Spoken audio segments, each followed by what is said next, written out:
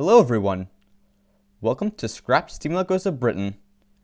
Each week, we'll take a look at a class of locomotives that did not make it into preservation. All of these classes will be standard gauge and owned by either a pre-grouping railway company, one of the big four railway companies, and or British Railways.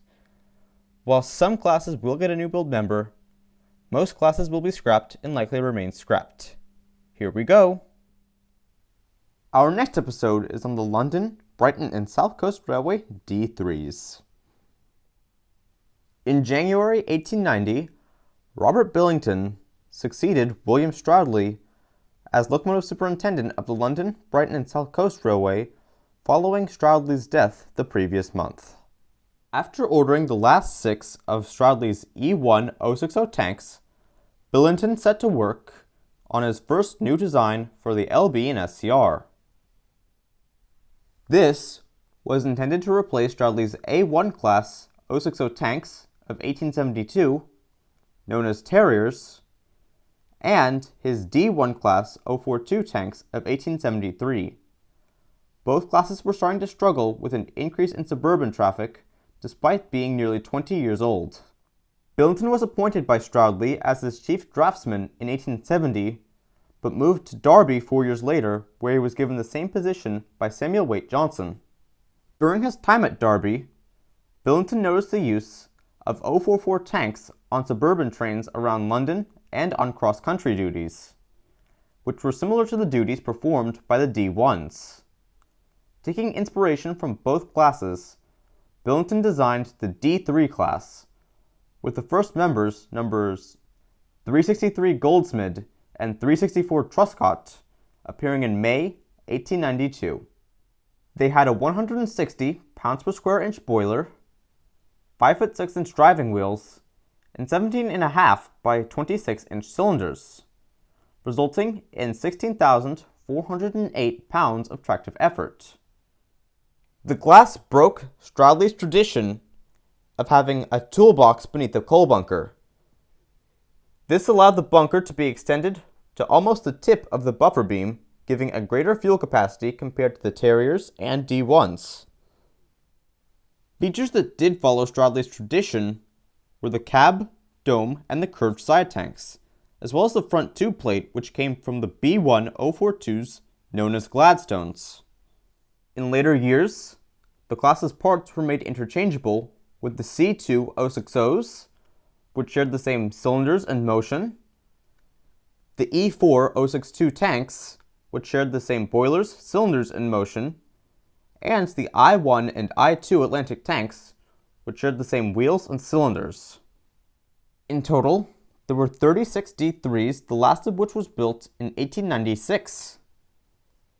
These were all numbered 363 to 398, and all were built at Brighton.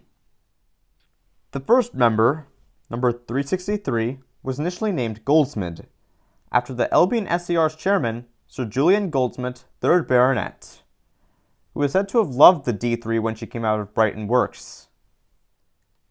Sir Goldsmith is also said to have been so fond that he insisted that every locomotive crew on the LB and SCR be given a copper badge on their caps in the outline of the D3s. However, other directors didn't think that the D3 was important enough to carry Goldsmith's name. Instead, the name was transferred to B2440, number 316, in 1895. Following this transfer, number 363 was renamed Havant, after a town in Hampshire. All 36 D3s were named after towns and stations served by the LB and SCR.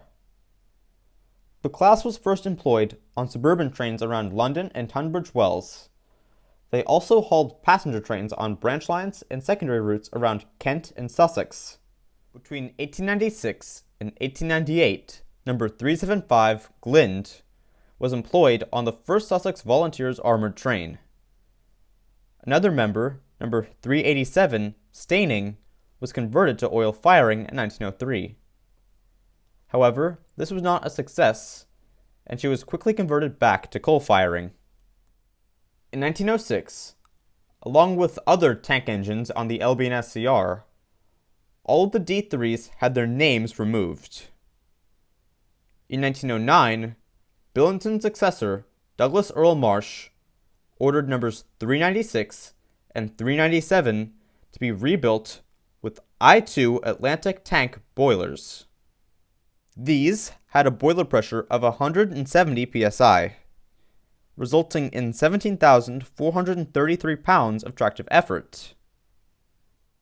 Both locomotives were reclassified as D3X, the X indicating a significant rebuild. The same boiler was also fitted to 4 E4s, which were reclassified as E4X. The remaining 34 D3s were given newer boilers, but these were similar to those previously fitted. The last renewal occurred during the 1930s. All 34 D3s and both D3Xs survived into Southern Railway ownership in 1923. Some of the D3s were reallocated to the eastern section. Here they hauled suburban trains and branch line trains between Hastings and Ashford. 10 more members were used as carriage centers at Longbridge. In 1931, the class was sent to Ashford for overhaul, following the mothballing of Brighton works. The 1930s also saw most of the class fitted with push-pull apparatus, also known as motor train gear. These D3s were classified as D3Ms. However, the D3s were said to have been a bit bouncier than the D1s they were designed to replace. Around this time, the D3s started to be replaced by the Southeastern and Chatham Railway H-Class 044 tanks. The electrification of ex-Brighton lines led to number 2392 being withdrawn in March 1933. She was followed by number B369 that July and B381 that September. By the time withdrawals stopped in 1935, there were still 29 D3s. The only D3X to be withdrawn by the Southern Railway was number 2396 in May 1937 due to a crack in her frame. Some of the D3s were placed into storage but reactivated for use during the Second World War. Some members moved to Salisbury due to fears of invasion by the Axis. On the 28th of November, 1942, number 2365 was hauling a local passenger train at 25 miles an hour across Romney Marsh when a German Focke-Wulf 190 aircraft started shooting at the train. One of the shots hit the D3's boiler, resulting in an explosion. The aircraft hit the dome, lost control, and crashed into the marsh. The pilot was killed and the fireman was severely burned, but amazingly, no one else was hurt. Number 2365 had a large hole in her boiler barrel. The plates were knocked off the left-hand water tank. The dome, safety valve, and chimney were all blown off, and the steam pipes and regulator were twisted. The damaged locomotive was repaired and put back into service on the new Romney branch line 5 months later. All of the 30 D3s survived World War II, but withdrawals restarted in November 1947 with number 2363 going from Ashford. The remaining 28 D3s and sole D3X survived into British Railways ownership. However, the class was starting to show their age. The last surviving D3X, number 2397, was withdrawn in July 1948 without receiving a British Railways number. The first proper withdrawals under BR were numbers 2370 from Tunbridge and 2377 from Eastbourne in September that year.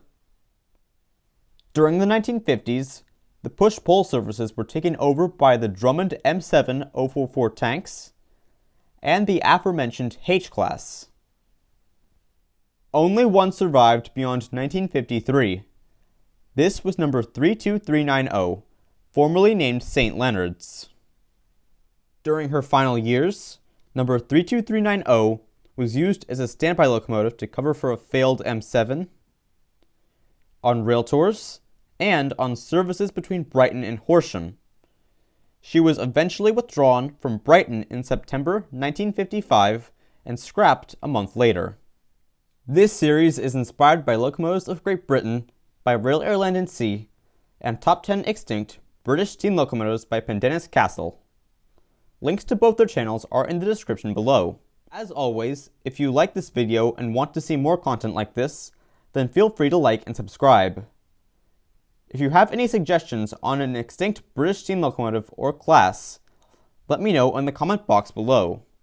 Next week, I will be discussing the BR Standard 3MT Moguls. Take care everyone, goodbye for now.